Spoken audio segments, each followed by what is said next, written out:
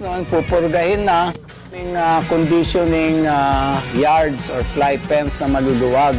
Doon ilalagay sa sama ng isang inahin. At doon siya ng mga 5 days. At bomba rin ang pakain kasi gusto namin sobrang katawan bago umpisa ang kondisyonin. Pag kulang, mahirap. Pag sobra, mas maganda, mas malakas sila at pababa. So yun ang aming sistema. Tapos noon, pupurgahin na, liliguan na rin para maalis yung mga hanip. Tatanggalin natin internal parasite at saka external parasite. And then, lilipat na dito sa ruweda, may mga whiteboards kami. Isusulat yung wing band, yung starting weight niya, at ayun na, uumpisahan na yung sistema namin. Yung pagkukondisyon kasi namin, 21 days yan.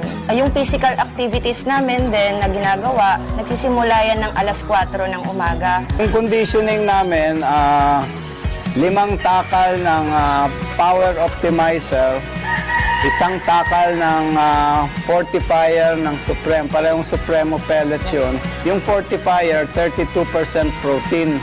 Kasi pag hinaluan ng grains, yung grains naman binababad namin.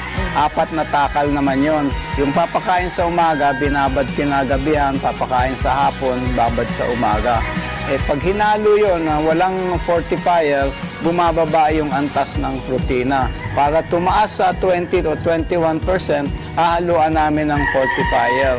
Kasi ang pagkain ng muscle, pag dinidevelop natin, wino-work natin, ay protina. Pag mababa ang protina, kulang ang amino acids, hindi masyadong nagre-react yung katawan ng manok.